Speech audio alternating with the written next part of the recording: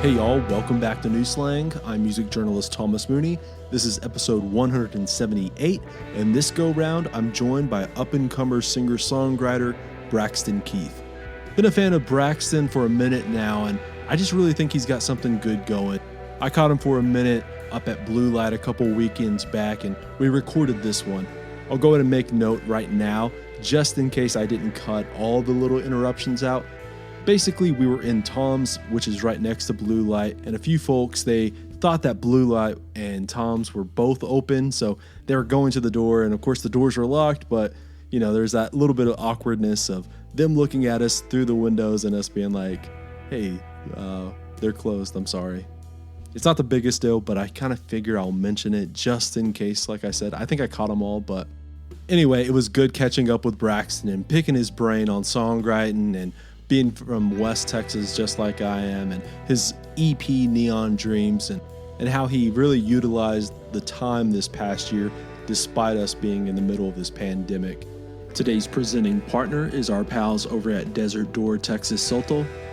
If you've been listening to New Slang for really any amount of time, you'll know that Desert Door is one of my all-time favorite premium, high-quality spirits. If you haven't or aren't sure what exactly a Soto is, I'm going to let you in on a little secret that's going to up the game on your liquor cabinet. For starters, the best reference point that I can point you to is to think about a tequila or a mezcal. Do you feel that Western desert, that Texas ruggedness?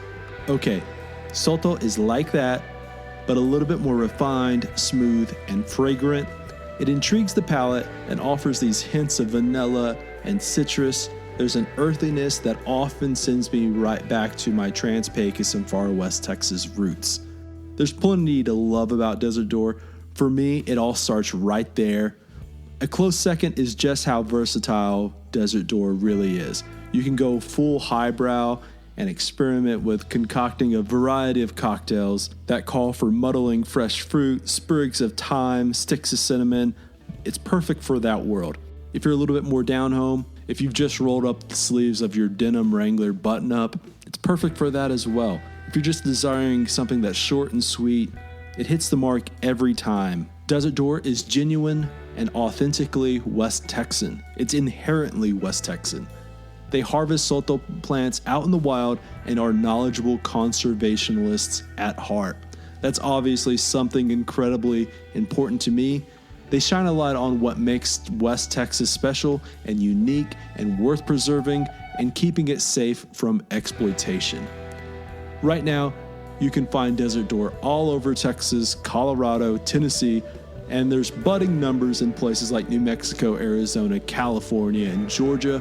Best thing you can do is to check out desertdoor.com to find where Desert Door is locally. Again, that's desertdoor.com. If this is your first time listening to New Slang, be sure to hit that subscribe button. New Slang is available everywhere that podcasts are available. Of course, one of those 5-star reviews, they do go a long way. So yeah, think about leaving one. Be sure to check out the merch store. That would be newslangpodcast.bigcartel.com. Over there, we have plenty of t-shirts and stickers and koozies and coffee mugs and all kinds of stuff. While you're at it, go stop and check out the Patreon. If you're wanting to support journalism, New Slang, my other podcast, The Neon Eon, which is like a 90s country podcast, go sign up for it. Over there, you can sign up for monthly merch packs, ad-free episodes, or be a part of our postcard club for as little as $3 a month. All the links that I've just mentioned, they will be in the show notes as well. Anyway, we'll keep this one right here really, really short and get on to the conversation. Here is Braxton Keith. So, West Texas boy. Yes, sir. You're from Midland? Yes, sir, I am. Yeah. So, obviously, as a West Texas guy myself, I think like all of us love talking about West Texas more than anything else in this world. For you, you know, like, I guess like your early existence as a songwriter, those impressionable years, there's been other songwriters from here around your age, a little bit older than you, that you were able to kind of look up to. Is that the case as far as like just having that touch point with like a Flatland, as far as being from Midland, Cleto, or At what point did you kind of realize, like, oh, these people are also writing about West Texas, and maybe that's something I can tap into? I guess I never really realized that they were writing about West Texas. I guess John Bauman's Midland song, you could obviously tell that was about Midland, but yeah. But when I sat down with Charlie to write Cold Heart, Steel and Sand, that was the first time I'd ever thought about writing about specifically Midland. Mm-hmm. And everybody's written a song about Midland, it seems like. Flatland has, John Bauman, and I just wanted to do it different. So when we sat down, it was kind of hard because we went and listened to both of theirs, and I was like, dang, okay. So they take out a lot of it. I mean, I don't want to do anything that they've done already. So that's how we kind of came up with Cold Heart, Steel and Sand, talking about the oil field, really. Yeah, that song right there specifically, whenever Charlie sent over like a demo of it when you guys were working on it up in Turkey, I just knew there was something that those other examples that you used were like, even like West Texas in My Eye by Stout, or like any of these other kind of like, the Terry Allens and the Flatlanders or any of those other guys. It was something different where, as far as talking about the oil field in a way that was not about like oil field trash, you know what I mean? But like in this very romanticized, like battle of good and evil kind of way. Yes. What were those early conversations like, as far as like setting up that story? Because like, you don't just write that down as there's a conversation that takes place, especially with someone like Charlie. Oh, yeah. Who can just like break something down forever. Oh, yeah. What were those early conversations like? I sat down and I told him that he asked me about Midland and asked me about like what my friends were doing in Midland right now. And I told him most of my friends had gone into the oil field, and that kind of traps kids that are my age, because there's not very many places you can go and make that much money. Mm-hmm. So all these kids are trying to make as much money as they possibly can, and then the bus will come, and they're all screwed. Don't have a job. They have giant houses and big old lifted trucks that people from California come and buy. And so we kind of wrote about it as in like, the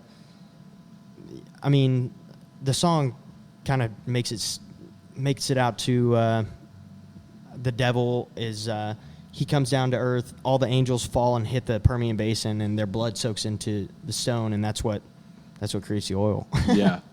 Well, it's such a that thing right there, as far as like kids going in, like the temptation of jumping into the oil field, because as you said right there, the bus will come, and then like your money management aspects just are like, no one, like, yeah, I don't care who you are. At 18, you don't know how to manage money the way. No. Especially if you're just giving gobs of it like that, and you have like no, actual things to worry about. You don't have like 8 kids, but some of them end up with it. But you know what I'm saying. It's just it's such an interesting thing. I find like what you guys did there was, I don't know, like it just captures a whole lot of West Texas.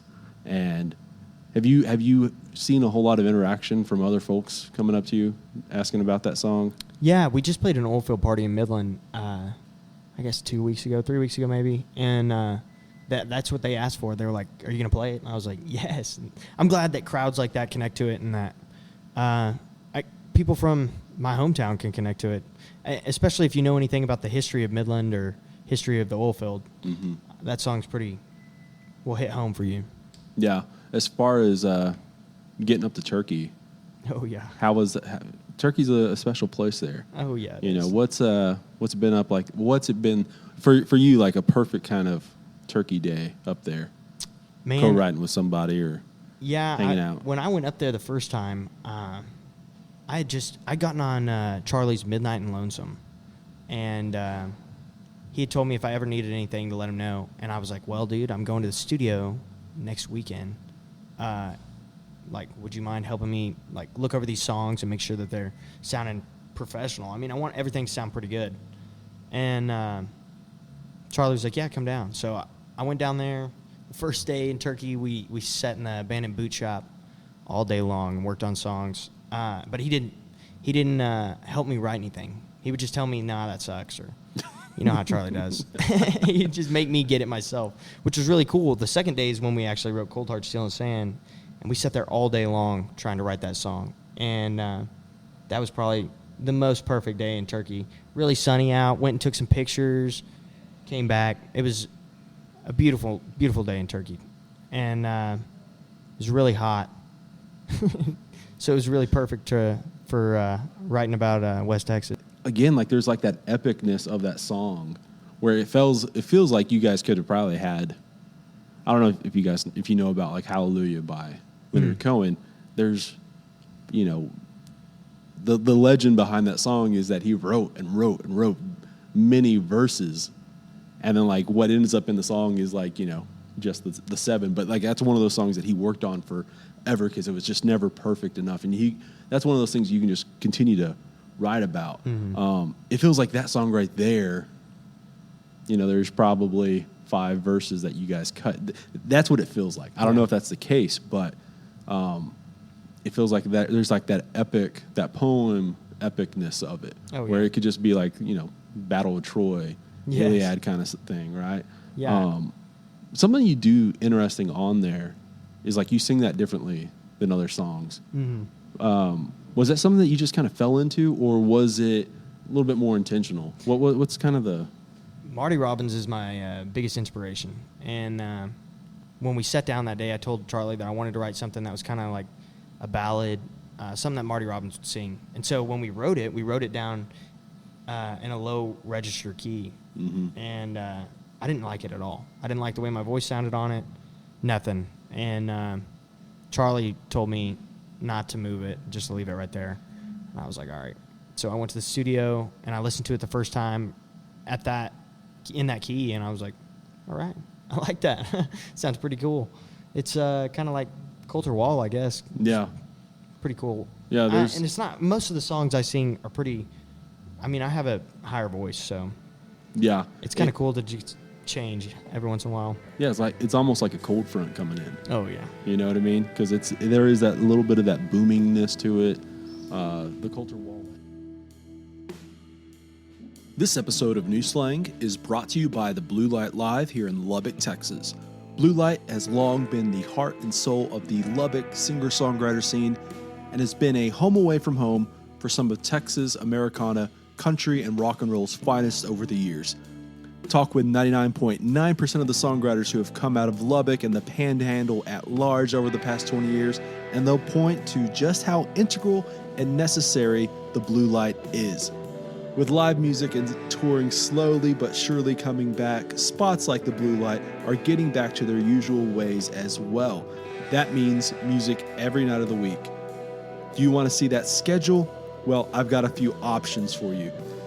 1, go to their socials and give them a follow. That is at Blue Light Live on Twitter, at The Blue Light Live on Instagram, and of course by just searching The Blue Light Live on Facebook. They're consistently posting that week's lineup of shows, as well as those heavy hitters that ought to be on your calendar that are coming up on the horizon. 2, check out BlueLightLubbock.com as well. There they have the full schedule, the cover charges, time, any of those specials that may be happening. While there, go check out their merch page. They have a wide range of hats, koozies, hoodies, sweaters, beanies, jackets, and so much more. You can, of course, get all of your merch needs when you go see your favorite band take the stage at Blue Light. Just ask the bartender and they will get you all set. Speaking of which, that's another great way of seeing who's playing there. Just go to the Blue Light. It's at 1806 Buddy Holly Avenue here in Lubbock, Texas. And of course, again, that is BlueLightLubbock.com. I'll throw a link into the show notes too. Maybe I'll see you there. Okay, let's get back to the show.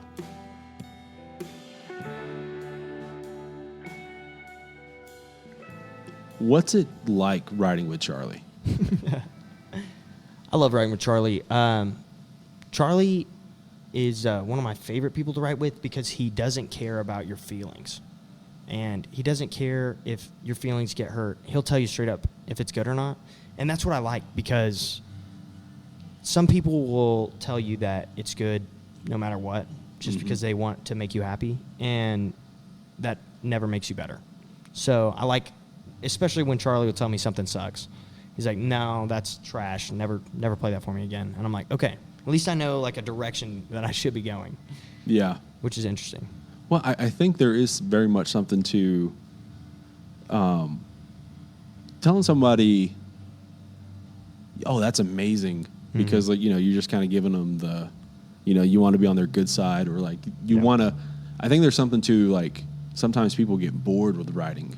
Let's finish this up. Let's wrap it up and get on to something more fun, because like, and just say we've written a song. Where with someone like Charlie, it's almost it's about the process more than even sometimes the end results. Oh yeah.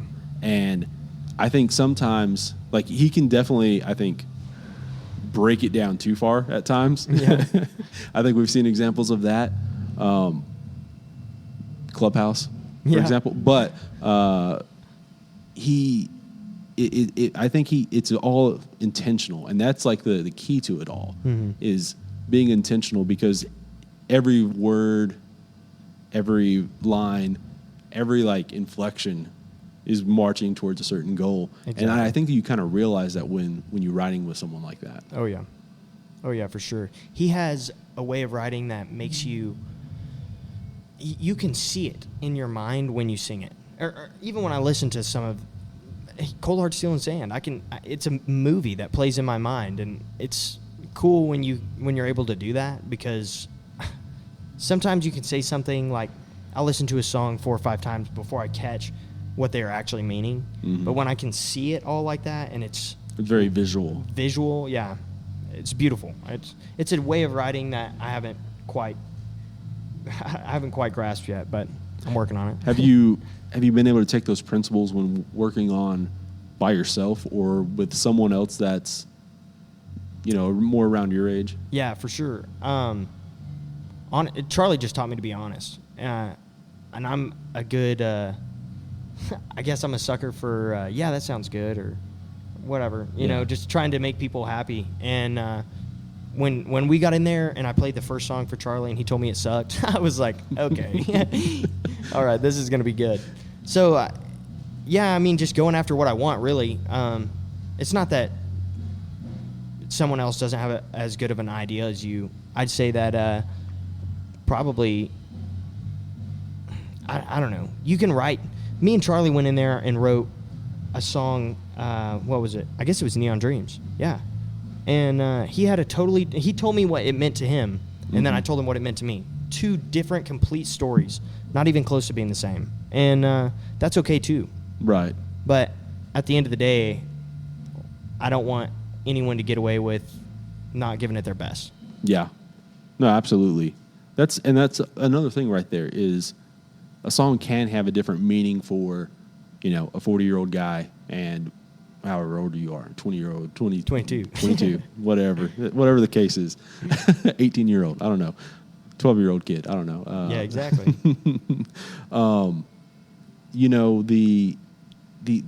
I guess like this past year has been pretty difficult, obviously, because of the quarantine and stuff. Oh, yeah. You probably haven't been able to play as many shows as you've wanted to, but has it honestly, in a kind of strange way, have you been able to take advantage of the fact that you probably able to play a little bit more around than some of these bigger acts, because there's less overhead for you? Do you feel like you've been able to take advantage of the landscape, if you will? Yeah, absolutely. COVID was terrible, and we're still feeling some of the effects of that, but at the same time, it gave us a chance to get better. Right before COVID hit, we had put our band together, and we were a bunch of musicians trying to play the same song when we first got put together, and that gave us time to just grow as a band, really, get better and get tighter, and then also COVID's given us some great opportunities to open up for some pretty cool people. So, yeah. In the end, I think I wouldn't have done anything different. Yeah, I think like that's the strange thing that's happened with quarantine, because a lot of these places are obviously still been open, these venues, and the risk reward for guys like you or like Slade or like, Ronnie and the Redwoods, as far as like Lubbock guys go, I feel like, there's lower risk for bar like Blue Light, a venue like Blue Light, because they're not having to pay for someone coming out of town, right? It's closer to here, and the risk reward on a lower level, it's better. It's less of a risk, obviously, if you're starting out versus if you are the guy who's got to pay, you got to sell out the room like every time you're out on tour, where you're going to be building numbers when you're starting out anyways. Yeah. So if it's like a 50% capper, maybe that's a good night for starter, Exactly. We actually played here for the first time, I guess about a month ago. I played here for like Monday night singer-songwriters. Mm-hmm. I guess 2 years ago was the last time I played here before that. And I don't know, playing somewhere like this has been my dream since I was a little kid. So yeah, this is making it all come true. Yeah, I mean, is it smaller than you realized? Yeah, it is. We sold it out last time, which was interesting to me. I didn't know Lubbock was showing up like that, but yeah. Hey, I love it. It's a lot smaller than I thought, but at the same time, everybody gets crammed in there and they have a good time. Yeah. That's all that matters. There's not much room for dancing, but yeah, that's the thing that I've talking with people who will come for a specific show, or I got to get down to Blue Light and watch a show at Blue Light. They'll come in, especially like you'll see right around opening, if someone's been there the first time and they're kind of looking around and like kind of taking even photos of like the murals on the wall and stuff, mm-hmm. and you realize that they're like, oh, this place is like a lot smaller than I thought it was going to be. Yeah. And yeah, there is no dance floor. I don't think that's like a thing for these days, people dancing. No, not usually, unless we go play some old honky tonk somewhere. But yeah, usually they're just standing right up at the front. If the dancing's going on, it's at the back. Are you wanting to bring dancing back? We play a bunch of dancing songs. I love dancers, and that's why I love Copeland. We'll go to Copeland, and there's not very many kids that'll show up there, but all the old people will show up, and they'll all dance to every song. It doesn't matter what the song is, which is kind of cool to see, especially since I've just been so in love with older country music and urban cowboy. I mean, that era and before, dancers. Exactly. Gillies, Billy Bob's, like all these places have massive dance floors if you want it to dance. And that's what's okay. So a couple years ago, there was one of these television companies or networks was wanting to do a reboot of Urban Cowboy for now, and I guess it was maybe like 2015 for like the modern time. And I was like, well, it can't revolve around dancers, and that's what was one of their things was like it's going to be about people who are dancing. It's like, well, people in Texas don't fucking dance, really. Like if you're talking about the modern Texas country scene, these people aren't really dancers. So, so if you want to do more singer-songwriter, avid, like diehard fans of that, sure, I guess if they're front row people, but not dancers. No, dancing. There's not very many people that know how to dance really well anymore. But I tell you what, there are. I mean, being up there, I've seen some people that are crazy dancers. That's why if somebody ever asks me if I can dance, I'm like, no, I can't dance. Because I've seen some people that are throwing people around, and I can't do none of that. How many have you seen that have thrown the girl down because, one slip and maybe a drink too much? And oh, my God. Have you seen any epic failures? I've seen some people try to dance when they're plastered. That's the best. Especially when they're not on time with the song. They're just kind of stumbling around the room. That girl's holding them up. That's the best.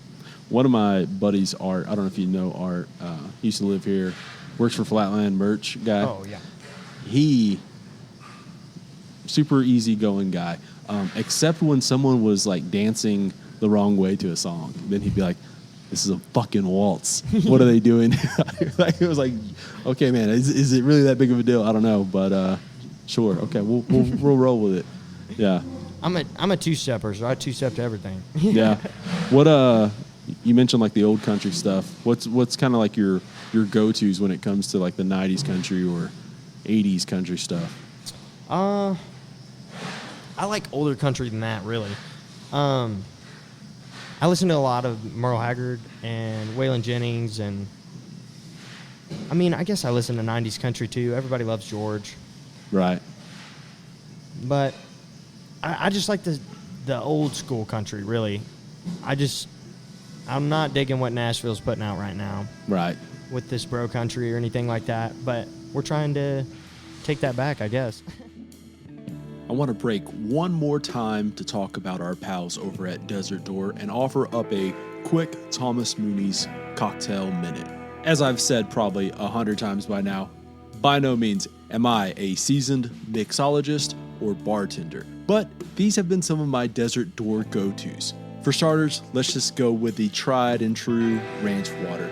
Pop the top off the Topo Chico, take a good swig, now pour in some Desert Door, and top it off by throwing in a few lime wedges. Never fails. This one, it's so simple it probably doesn't even count, but again, pretty foolproof. Do the exact same thing, but get you a Mexican Coca-Cola. I guess you can go with a regular one, but you're really cutting yourself short if you don't opt for the Mexican import variety. All right, here's the change-up you've been waiting for. Desert Door Sangria. This one is prime for when you have company coming over and you aren't wanting to just be over there making 6 different drinks at a time. What you'll need is some Desert Door, obviously, a bottle of red wine, honey, boiling water, apple cider vinegar, some cinnamon sticks, a couple of apples, and some thyme sprigs. I know, that may sound intimidating, but trust me, it's worth the prep, and honestly, it's pretty easy. For starters, get you a punch bowl, add that honey, those cinnamon sticks, and the boiling water together. Now you're going to want to stir that all up and let it cool down for about an hour or so. Remember, patience is a virtue. Once that's done, add some Desert Door and stir vigorously. Now add the wine, the cider, and the vinegar, and continue stirring until it's equally mixed. Now slice those apples up and toss them in. Put in those thyme sprigs as well. Now you can pour that over some ice and you have a mighty fine sangria. Chef's kiss. Anyway, those have been some of my favorite go-tos as of late. And remember, Desert Door is as versatile as vodka and more refined, smooth, complex, and intriguing than tequila. It's rich and balanced, and whether you decide to keep it simple or want to experiment, Desert Door is that perfect Texas spirit. There's plenty more recipes over at desertdoor.com as well. Check out the show notes for a link. All right, let's get back to the episode.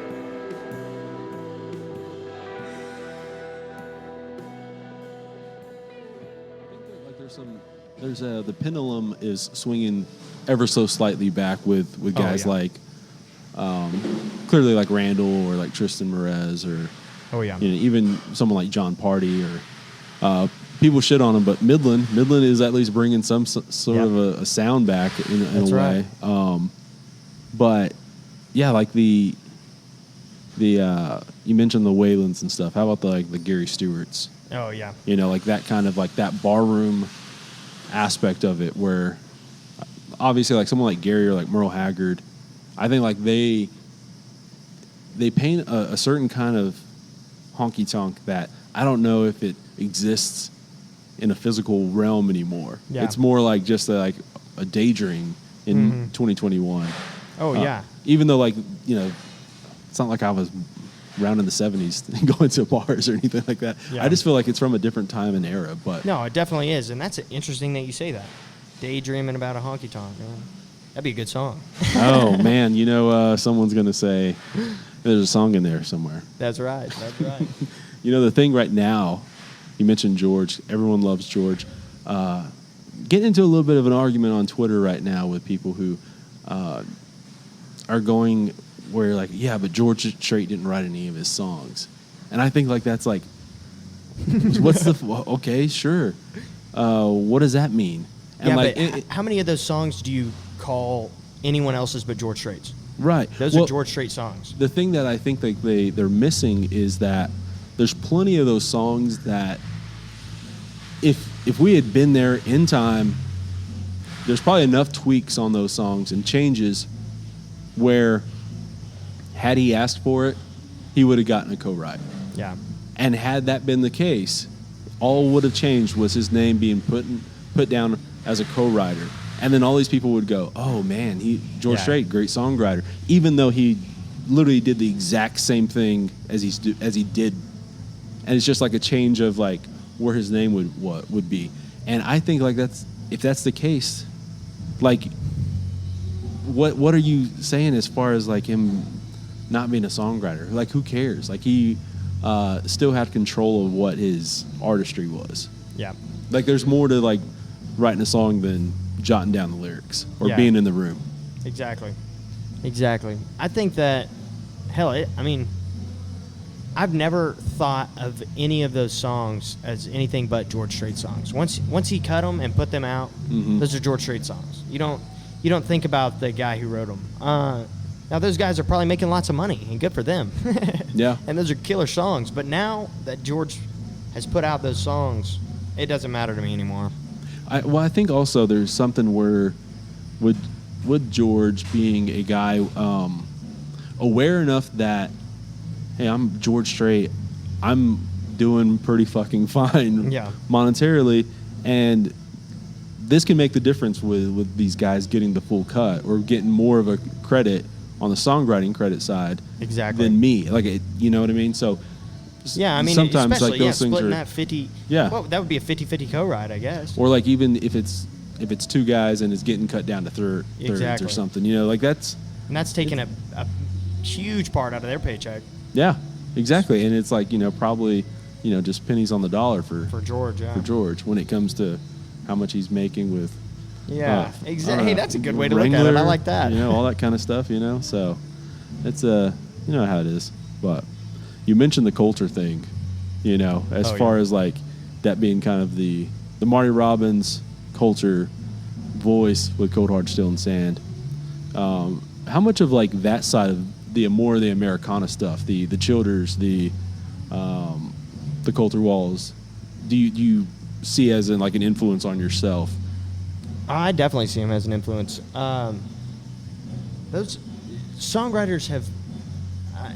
I hear every day. I listen to music every day, and it's always a learning experience because it's interesting to me how some of these other songwriters can take everyday scenarios and make them into beautiful songs.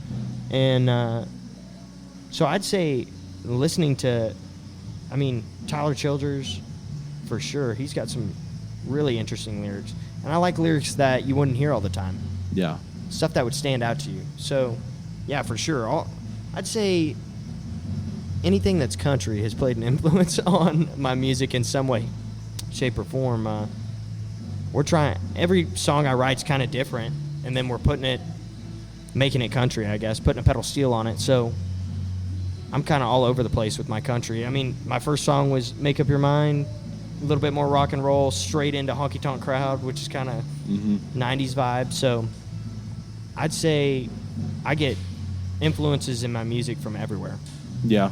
Right now you're like obviously like an impressionable, you're in that such an early impressionable part of your songwriting career, your artist career, where, you know, as far as songs out, you don't have a shit ton. So I feel like, you know, it's still at that point where you're, you know, a sponge. You're just, and you should probably be that way regardless of age, but, you know, especially when you don't have the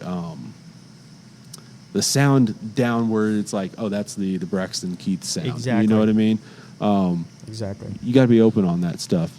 This past year, again, going to that, how many songs do you have like in the can, I guess, like ready for the next thing?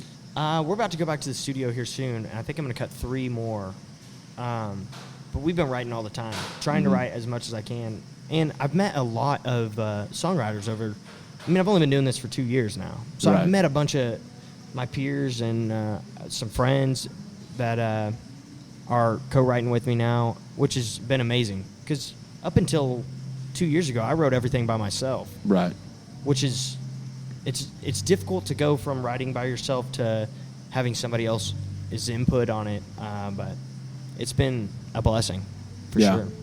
Well, that's something right there that's interesting, because I sometimes will see young songwriters who do this thing where it's, man, I can't catch a break, and they start complaining about not having, they start comparing themselves to other songwriters who are, oh, blah, blah, played a show with blah, blah. Why am I not getting those shows even though I'm just as good and stuff like that, or whatever the case. It's easy to start, comparing yourself, trying to keep up with the Joneses aspect. For you, it feels like you have been able to catch these breaks, but I'm assuming part of that is just because you not only just good, but like you're putting yourself out there to catch those breaks. Is that really the case as far as like? Sure. You got to put yourself out there for sure, but also it's like you just got to work your ass off. Music is like any other business. Mm-hmm. You got to work at it. It's not just it's not something that you could just. I mean, I guess if you get TikTok famous or something, but right.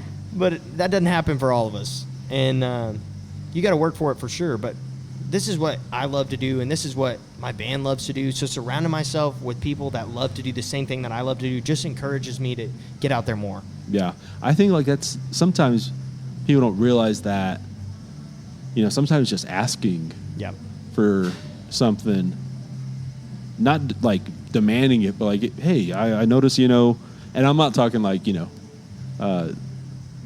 this like drunken bar kind of situation or like, but hey, I noticed like this show that doesn't have an opener. Would you mind me opening? Yeah. That kind of way, like that kind of stuff right there. Sometimes like it's just that easy. Mm-hmm. The way you present it versus, being pissed off just because you didn't ask. Yeah. There's a lot of that, I guess. Yeah. And I think like sometimes it's like get over being shy about it or something. Yeah, but also you got to just quit worrying about what everybody else is doing and put your head down and just do it. Yeah. Everybody else is doing their own thing, and they've got their own lives, and they've got their own circumstances, and good for everybody else. But if you're going to do whatever you want to do, put your head down and just do it. Yeah. You mentioned TikTok. Do you have a TikTok? I do.